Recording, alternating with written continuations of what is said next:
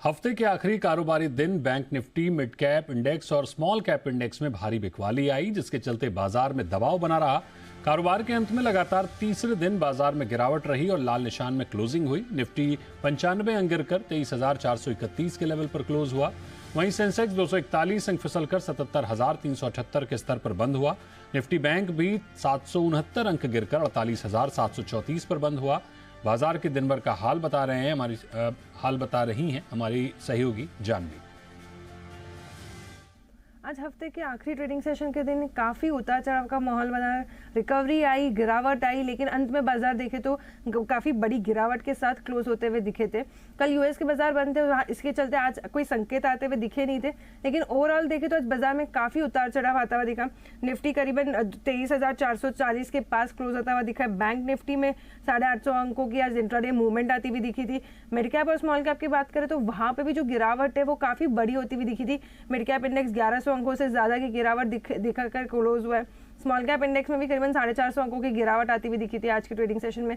तो all in all देखें तो आज बाजार में जो ट्रेडिंग सेशन है वो काफ़ी उतार चढ़ाव होता है और काफ़ी बिकवाली का प्रेशर जो है वो हावी होता हुआ दिखा था। लेकिन इन सब के बीच जो पूरा एक सेक्टर है जिसमें एक सिल्वर लाइनिंग आती हुई दिखी थी वो पूरा आईटी पैक है। टीसीएस के मजबूत नतीजों के बाद हमने देखा कि निफ्टी आईटी इंडेक्स 3% से ज़्यादा की तेजी के साथ क्लोज होता हुआ दिखा है। उसी के चलते बाकी सारे ही लार्ज कैप आईटी स्टॉक्स और स्मॉल कैप आईटी स्टॉक्स में बड़ी गेंस आती हुई दिखी, चाहे टेक महिंद्रा हो, एचसीएल टेक, विप्रो, इन सभी काउंटर्स में देखें तो 3 से 4% तक की तेजी आज आती हुई दिखी थी टीसीएस के नतीजों के बाद।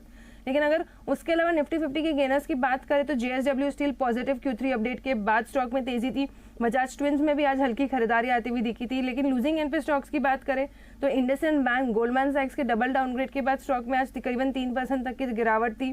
श्रीराम फाइनेंस, अडानी एंटरप्राइजेस की भी बात करें तो 2 से 4% तक की गिरावट इन काउंटर्स में भी आती हुई दिखी है।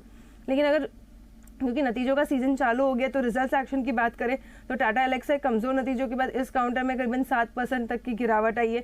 सीईएससी, इरडा की भी बात करें तो नतीजों के बाद ये स्टॉक्स भी आज फिसलते हुए दिखे। ऐसे खबरों के स्टॉक्स की बात करें, अन्य खबरों के स्टॉक्स की, तो आरईसी, पीएफसी बाजार क्लोज होते होते इन कंपनीज के लिए पॉजिटिव खबर आई है। तो ये आगे चल के अगले हफ्ते ये दोनों स्टॉक्स एक्शन में हो सकते हैं। अडानी, विल्मार, ओएफएस खुलने के बाद आज प्रेशर में आज स्टॉक है करीबन 8% क्लोजिंग होते हुए दिखे। वही डेल्टा कॉर्प के लिए पॉजिटिव खबर आई है, सुप्रीम कोर्ट से राहत मिली है जो ऑनलाइन गेमिंग जीएसटी पे चलते, तो उसके चलते आज स्टॉक में करीबन 5% तक की तेजी के साथ ये क्लोज हुआ है। अन्य गेनर्स लूजर्स की बात करें तो Piramal pharma, 5 star finance, Paytm, भेल, इन सभी काउंटर्स में देखें तो 5 से 6% तक की गिरावट थी। वही गेनिंग एंड पे आनंद राठी वेल्थ करीबन 5% गेंस के साथ ये काउंटर क्लोज हुआ है। मॉइल, इंडिया ग्लाइकॉल की भी बात करें तो वहां पे भी आज अच्छी खरीदारी आती हुई दिखी है। शुक्रिया जानवी इस पूरी जानकारी के लिए।